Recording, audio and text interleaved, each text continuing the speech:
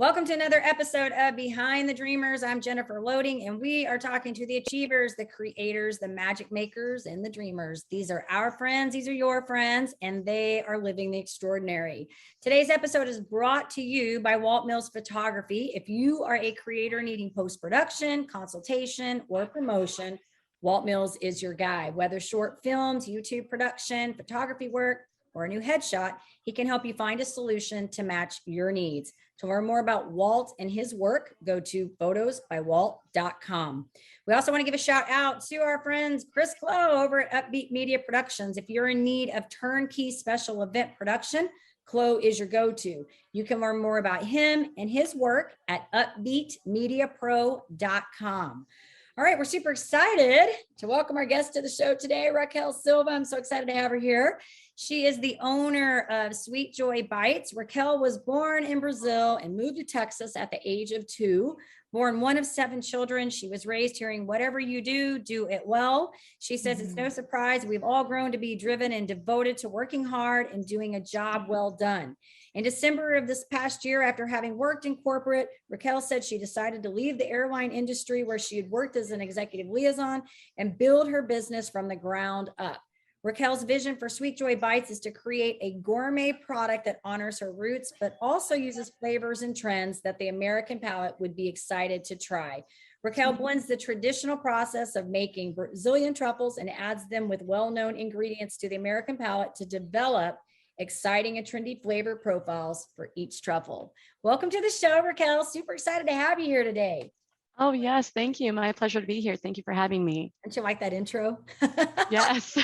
I think it's always fun to hear yourself when somebody kind of reads it back to you, because you think, wow, that's a pretty cool person, right?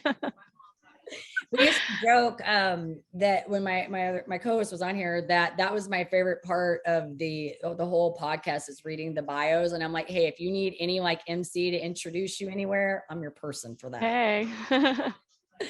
So anyways, all right, well, let's get this thing kicked off. I want to talk about what you do here. So tell us a little bit about this company that you have started, who you're serving, and what you're up to.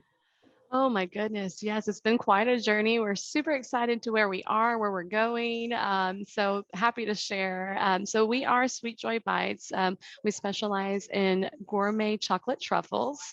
And our vision is to be able to provide a gourmet product for pretty much anything and anyone. From your online customers, we are, available there just if you're craving something sweet, for any gifts or birthday parties, weddings. I mean, pretty much we do it all. And then we have, of course, the corporate side where we work with corporations for employee appreciation, client appreciation, corporate events, parties, end of year celebrations. I mean, you name it. So yeah, we do quite a bit, and we have a lot of new things that we are up to that are exciting, that are coming up. So yeah, everything's looking pretty great given that we're just starting off our business. And so yeah, definitely exciting. This is awesome. And so I do want to say, to the audience, because I did get some of these amazing truffles. They are good. They are good. I will say that I've tried, I think the box, Raquel, that you gave me, I think I've tried every one out of there. So good. Divine. They're dangerous. Right now, the cheesecake one I'm loving a lot. That one's really good. It's definitely a favorite. Yeah, for sure. That one's really good. I'm trying to think. I liked the, I can't remember the flavors. Is it a lemon that you gave me? A lemon? Yes, we had the white chocolate lime, I think. Maybe that's and it's one of my all-time favorites. I always go back to it. I find myself going back to it quite a bit. It's good. That one's really good. So, and the packaging is divine. Thank you. Packaging. Thank you. Yeah, we definitely took a lot of time to develop the packaging. It's we pride ourselves in it because we do ship our product nationwide, and so this is available to pretty much anyone out there. We will deliver to you. I mean, right now we are on Amazon, so you can order through there or through our website at sweetjoybites.com. But one of the things is our truffles. They're very they melt in your mouth, so they're fragile. So to be able to develop a packaging that worked and that got the product transported to our customer and intact and beautiful and delicious was a challenge, to say the least. But yeah, definitely very proud of where we are as far as the packaging goes. We try to keep it simple, less is more. Kind of vibe. So very classic. Yeah. So thank you. Yes, we definitely love our product, our packaging, and where it's gotten to so far. Very good. Very good. Okay. So, well, here we're all about the story. So we want to talk about how this came about for you, because I feel like, Ah, our lives, I talk about this all the time, are not mm, linear. They're very, if you go along the journey, you'll find that some people kind of stay the same course of path. They'll kind of do that. But for entrepreneurs, I think we mm, kind of travel down different paths, and we don't yeah. always end up going in the direction where we necessarily set out to be in the beginning, right? Oh my So goodness, no. yeah, so I'm curious to know how this kind of came about for you. Like, what was the vision behind this? How did this start up? Oh my goodness. So, as you know, I am from Brazil. And so I grew up eating these truffles we call brigadeiros, but we'll keep it truffles for short. It's easier on the tongue. And, pretty much anywhere and any gathering, any of life celebrations, we have these truffles, in our day-to-day lives. So I grew up eating them quite a bit. I have a sweet tooth. And so definitely I guess in this case, a blessing or a curse, however you see it. And once I decided to take it on, my best friend played a major role in it. She was my number one fan, supporter. And, from the get-go, she's like, Raquel, you have something here. You really got to take this on and run with it. So after a while, as you mentioned, I worked in the corporate world for pretty much my entire life with customer service and all of that. Loved my job working in the airline industry, but I had to make a choice, right? I had to make a choice to take this new journey and give it a shot, give it everything I had, or continue down the corporate world. And I decided to give it a shot. So I took the truffles, and I thrive on feedback. I think that's very important if you are giving yourself an opportunity to present the world with something, to be able to take on feedback. It's important, right? So I reached out to everyone and anyone, and I had a connection in the restaurant business. There was this chef that was very kind to take on my product and give me some feedback, and that is gold. It's gold when someone that has so much experience and knowledge to be able to tell you, hey, you got something here, I would do this or that. So one day I went to his kitchen, and I'm presenting the product to him. He's giving me all this amazing feedback, and in walks this gentleman. And little did I know, long story short, was talking to the CEO of a major corporate restaurant chain, Fogo. It's a Brazilian steakhouse, and they were interested in carrying my product. And this is pre-pandemic, okay? So I decided to give it everything I had, and I got my kitchen, I got my license, I perfected my recipes, I did everything, all the packaging, and went to work with Fogo on this major project. And then the pandemic hit and shut everything down. So you are absolutely right. When it comes to life as an entrepreneur, it's definitely not linear. Your journey has its ups and downs and curves, and life throws your way, and you have to learn how to adapt and work with what you have, and be patient and invest really everything you have into that dream, right? So here we are. Years later, so and we still stuck to it, decided to run with it and wait and use the pandemic to perfect multiple things within the business, right? All the getting online, getting onto Amazon, getting onto Uber Eats and, DoorDash, creating your online profile or with all the different social opportunities that you have, and just really, really perfect multiple different areas within the business with that time that you had, right? 2 years, basically, I had to use the time that we had locked up in our homes to be able to invest in this business elsewhere. And it paid off. It definitely paid off. So here we are years later, and I mean, it's been a great journey thus far. Yeah, I mean, it definitely was, you had to improvise for sure. Talk too much a little bit about No, the it's beginning good. there. Yeah, but definitely, it's something that when you make a decision, there's a lot of things that make you want to give up along the way. You're going to go through a lot of hardships and difficulties, and you're going to hear a lot of no's, and doors might open, doors might close. And I think as an entrepreneur, it really takes a lot of guts to stick to it and really go through those moments and still not give up on what you have. And then, sooner or later you look back and you're like, that was definitely worth it, right? Look at where we got to today. And if we had just given up with what had gone on from the beginning, we would have gotten nowhere. Yeah. Yeah. No, this is really good. And when you think about it, two things I'll say. I've come across so many businesses that really started right at the time that the pandemic hit. Like we had some girls on one of my other shows, Frankie Ray, amazing, two girls.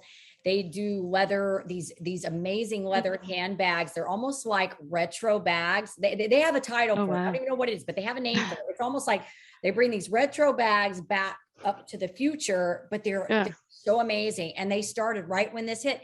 And they kind of had the same, really, when they told their story, they had the same attitude that you did. They just sort of said, hey, we decided to do this hit, we went full force. We just decided, hey, we're going to pivot. We got to do what we got to do. And I think that really says something about the integrity and the work ethic, really, and the dedication to the purpose and this passion, whatever this is, because a lot of businesses did shut down and a lot of people had to go different directions, and a lot of people didn't start things. But for many of us, even in, I talk about even in my work, my line of work, I had to pivot because I was doing things very differently in the coaching space. And all of a sudden I had to go in a different direction with that. And it forced me to, when you get pinned against a wall, you say, okay, hey, this is not working. We want to keep things going. What do we need to do? So incredible. And I think also the fact that you talk about being in the right place at the right time, because look at that. I mean, wow.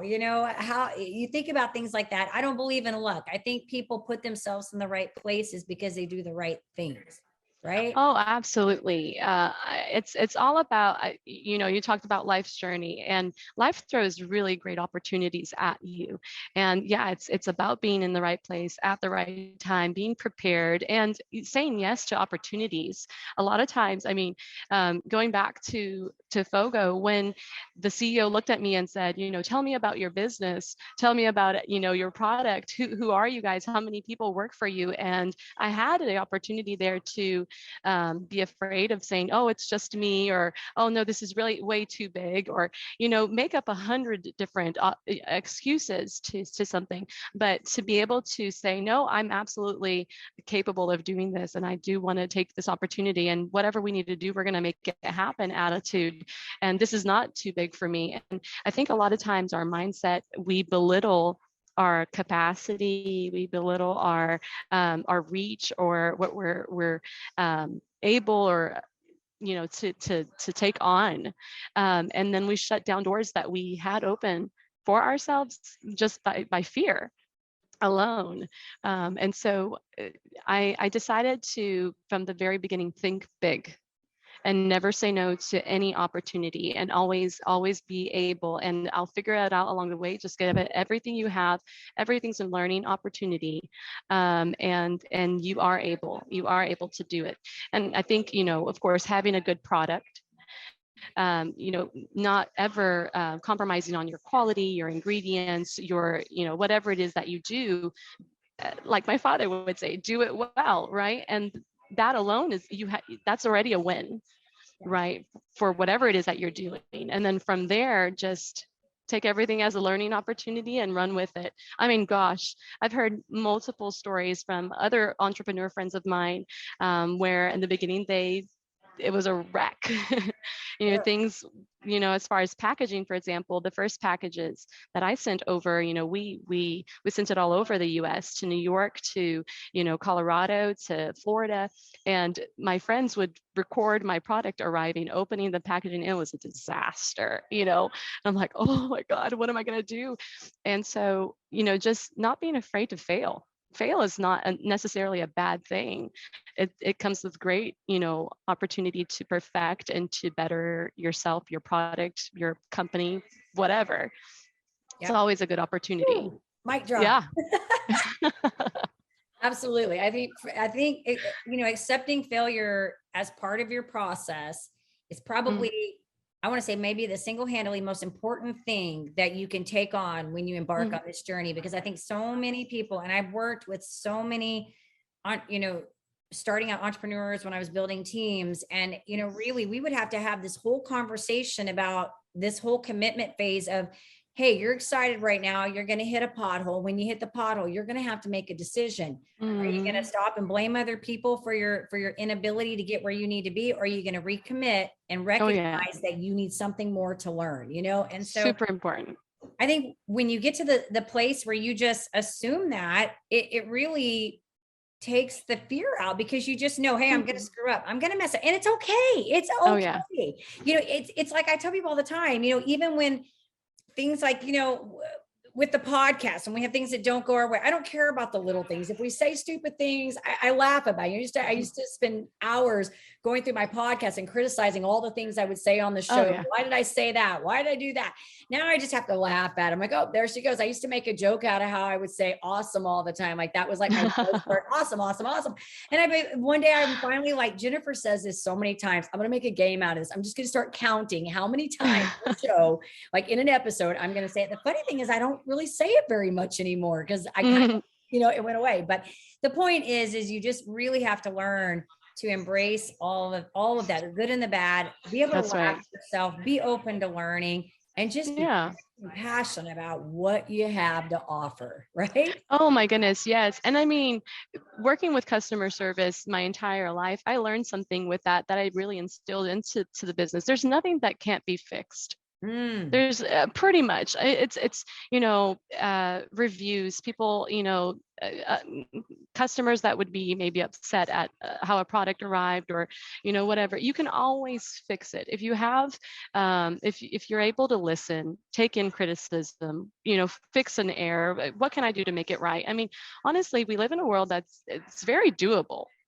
I think it's hard for businesses if you have a closed mindset of like, no, or whatever. But if you sit down and you listen to a customer, and you hear them out and you fix it, I mean, they're happy. At the end of the day, they'll probably come back. And I remember this one instance with a box of chocolate that I sent to a lady, and she forgot it in her mailbox.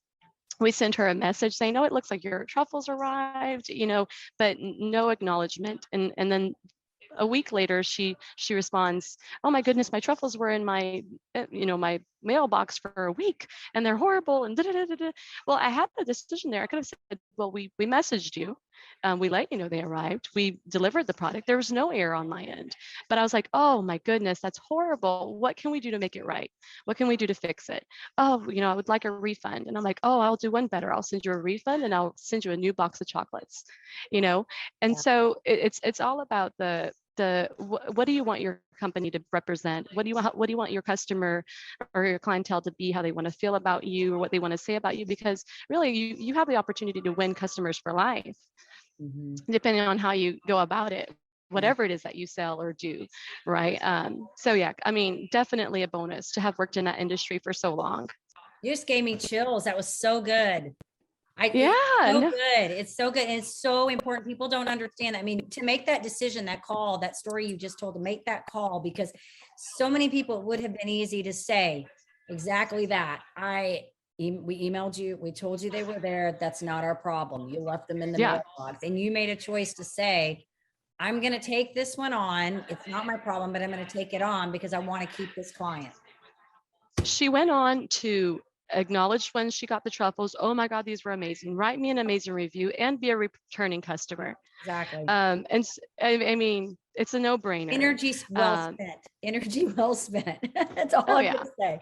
This is and this is such a good and powerful message. You know, like we could go on this part just alone forever. This is such a powerful message because so often I think business people don't get this. And when I'm in this, this is why I spend so much time trying to find the right people to put on this show, the right people in my space, because this is exactly the way I feel and operate when it comes to things like this, because it's invaluable. You can't find this kind of service, and people don't get it. They don't get it. Service makes it. I mean, I am a small business, right? I mean, yes, our reach is expanding. I'm happy. We have big plans to, go nationwide in different ways, and one day have a storefront, do all these different things. We have big plans, but if I am not appreciative of my small beginnings, and if I don't take care of the small clientele that I have as of yet, right now, I mean, what do we have? Maybe 18 reviews online. They're all 5 stars. Does that mean that every single one of them was a perfect experience and that nothing went wrong? Absolutely not.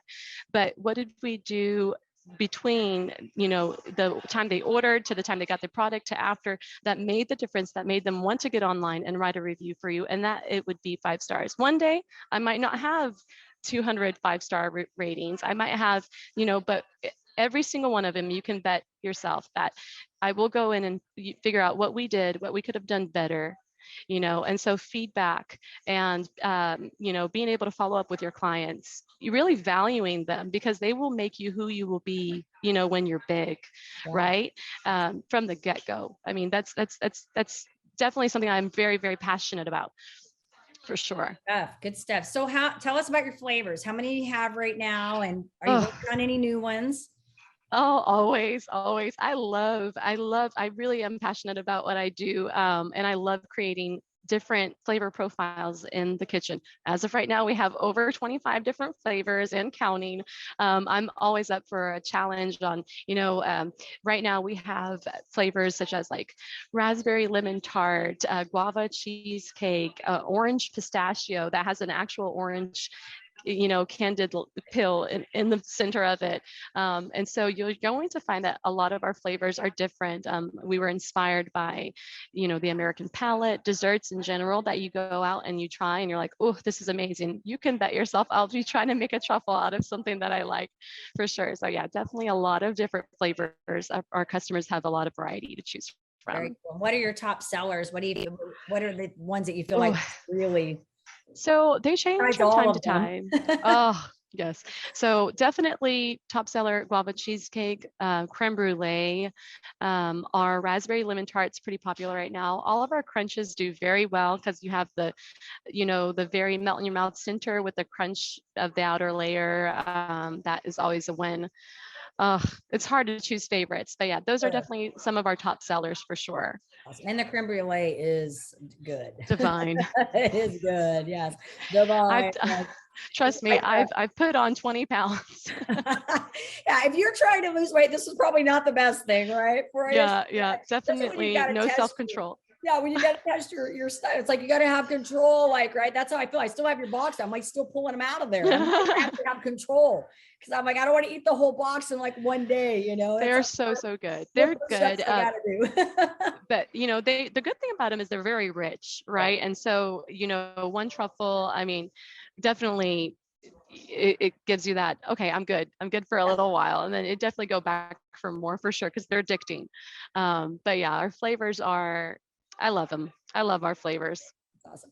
Well, you've talked about a lot of things today, and I kind of want to come back to the challenges because I want to kind of talk about this. We talked a lot about a lot of stuff today, which has been really good.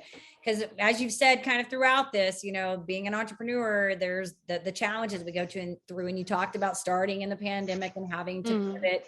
Any other things that you would like to offer that, you maybe feel like was something that you had to work through to make this come together, besides this big one, getting through, obviously, this big 2 years of change we had in our whole world?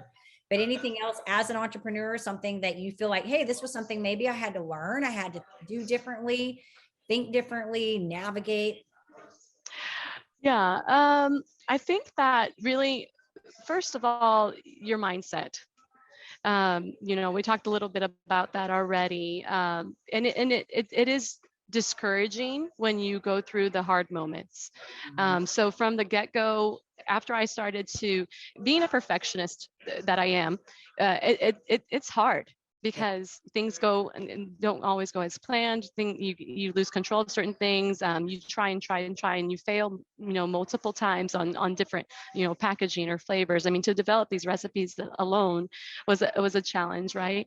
And at first, it would be so much pressure on that I put on myself, and being a perfectionist, wanting everything to work the first time, and just getting frustrated. I had to stop, and I had to really be realistic with myself, and really understand what was going on there, what were my goals, and how I was going to approach problems mentally. Okay, because if not, you're gonna lose yourself, and you're gonna be unhappy. And what's the whole point of being an entrepreneur? Is doing what you love, taking something on that represents you as a person, and you just have passion for it, right? And if you're not careful enough, you lose that passion, and then you're in a place that oh, you hear all the time, oh, I left my 5 to 9 to do my own thing that I love, and now I work 24/7. And who wants to work 24/7 doing something that frustrates them, right? So mindset for me was definitely something I had to overcome. And I think hearing no's, I mean, I've gone to, our product is a white label, and what that is you're able to sell your product to restaurant chains and coffee shops, so that they sell it, right? So it doesn't necessarily have your branding on it when you're selling it as a white label to, these the corporate world.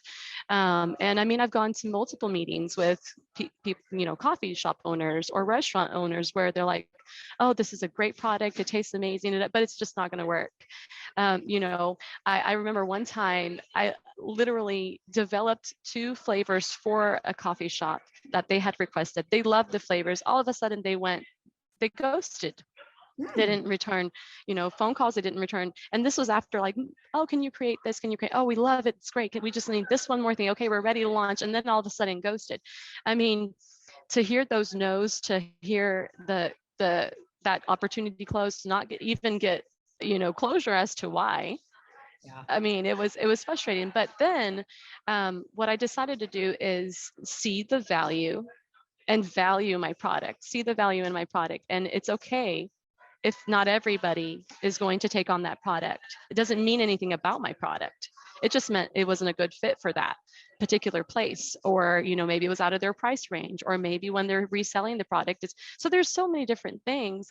And if you try to figure it out, and if you're like, oh, nobody's going to want to take this on because that person said no to me, or whatever. I mean, you see it so many times when you're talking to movie stars or singers, right? I think it was Shakira. I was reading about her before. People used to make fun of her voice. Really? Right? Wow. Yeah, people used to make fun of her voice, but she didn't want to let that influence what she thought about herself and what she was able to do, and her gift that she was given. And look at her today, right? So if we aren't able to take no's, if we limit ourselves with our own minds and kind of do all that, you're not going to go really far.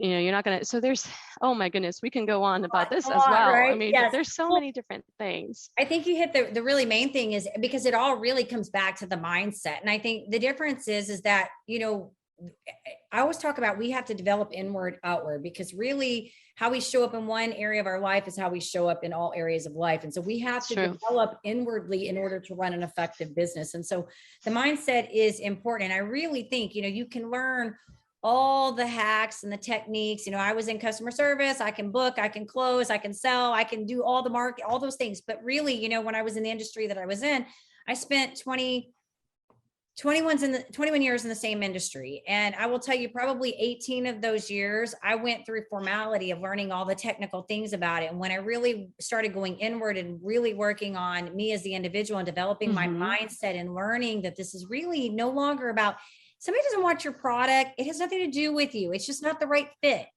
No, yeah. You know, and you learn all these things that now it takes away the rejection becomes less impactful. It Yes. becomes less about you. It now becomes, you recognize that you have something great. It just means it Don't wasn't take it for personal. them. It Yeah. wasn't for them, right? Yeah. So I think really it's developing you as the human and the individual that makes this come about. And I really, your energy and your passion for this, it's amazing to me. And whatever your parents Thank did you. raising you, I think it's paying off. That's all I'm gonna say.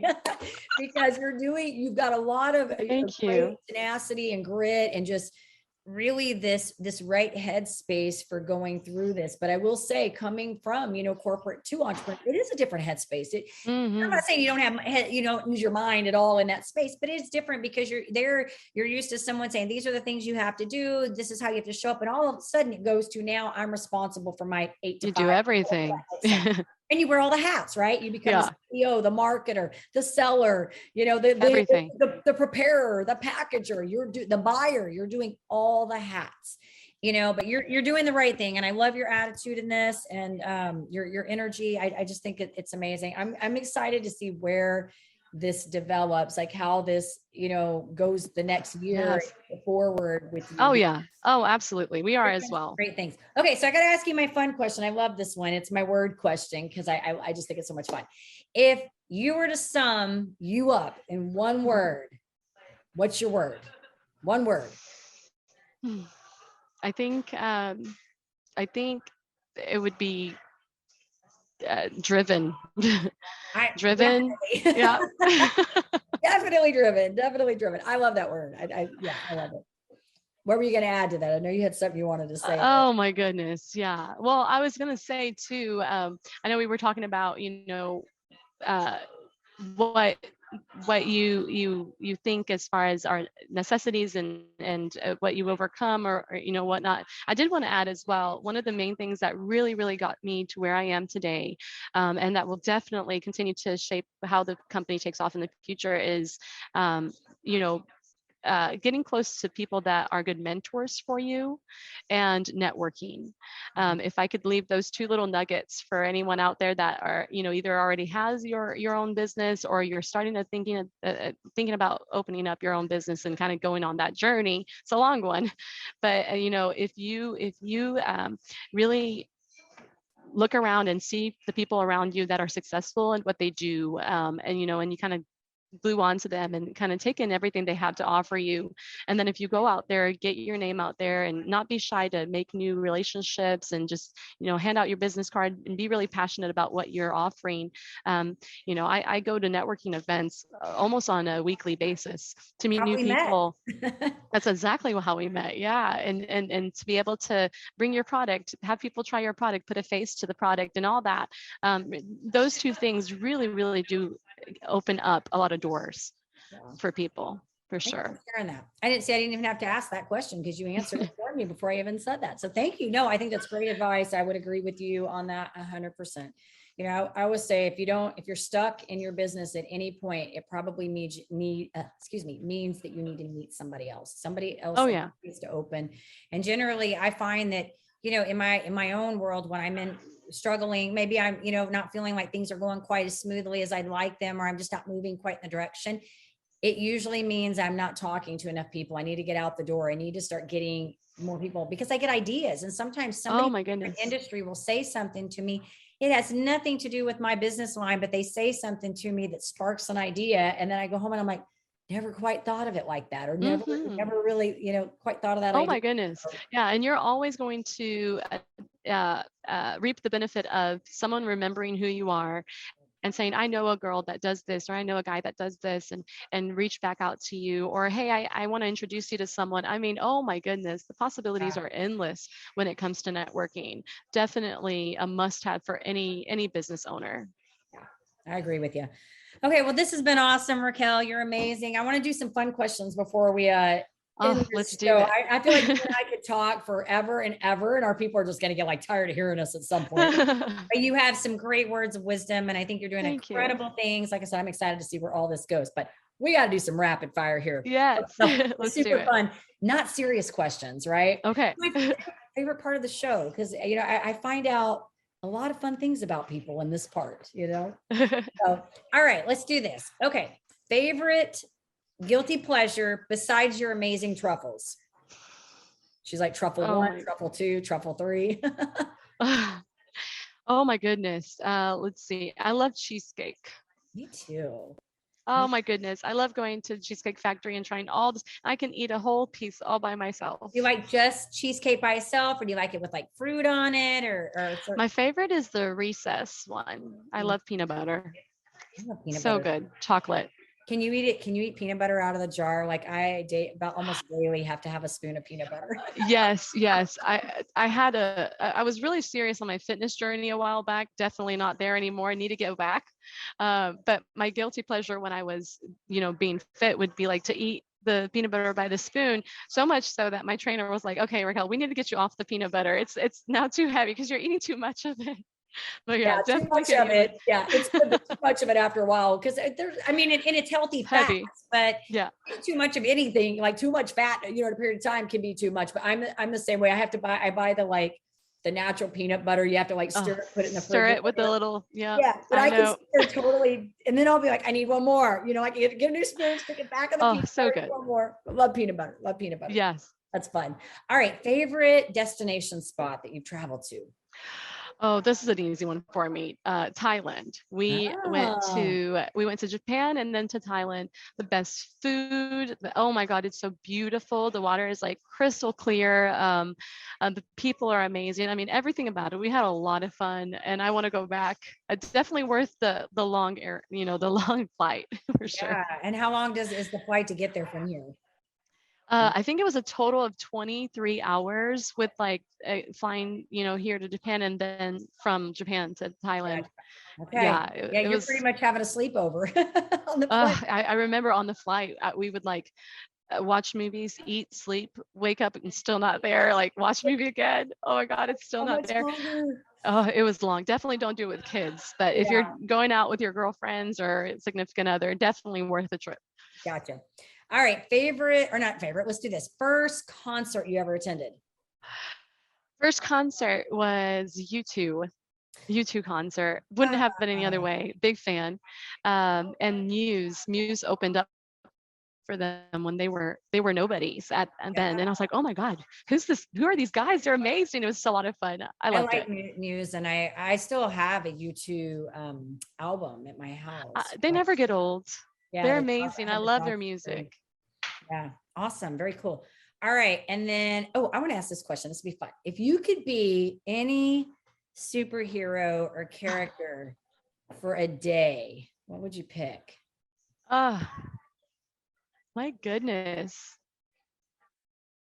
Yeah. I mean, I'm tempted to say Catwoman just because she's so awesome. I like it. Yeah. I haven't asked this question. I'm not even I'm a dog girl, but no. Hey, I'll be Catwoman any day if you look that good. Yeah.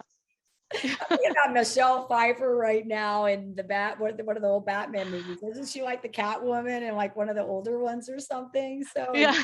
They make her so like she's like, I'm cat, Yeah. Oh yeah. Catwoman. I haven't asked. She's got something going on. Yeah, I haven't asked this question in a while, and every once in a while I like to ask it because I just think it's kind of fun. It's like, what would you pick if you had to be? I'm curious who you would pick. You would make a great Catwoman. I actually picked I forgot who she is now. She's in one of the Marvels. The one that could fly. Yes. Was she the evil one? No, she's my. No? I'm like, I can picture her, but all of a sudden I can't think of her name now. I've said it before. Well, all the Marvel women are amazing. This one, I think she flies. It's all she does. She does superpowers. I don't know what, but anyways, somebody asked me that one day and I spit it off just like that. But hey, flying is amazing. Do what? Flying is fun. Right? You could just, Yeah. even though I don't really like to fly, but I think it'd be great if you could just like pick yourself off the ground. You don't like the situation, get up off the ground, you know? Go. Well, and then she kind of saves the day. So like, you know, like she's Yeah. stuff. So, but Yeah. Catwoman's great. I think you'd be an amazing Catwoman. Thank you. All right. This has been so much fun. If our audience wanted to learn a little bit more about these divine gourmet truffles and a little bit more about you and the business, all that good stuff, where do we want to send them? Our website, sweetjoybites.com. You can find us pretty much anywhere: Amazon, Uber Eats, DoorDash, Instagram, Facebook, wherever we do it all. So you're everywhere. She can be found. everywhere. We love it.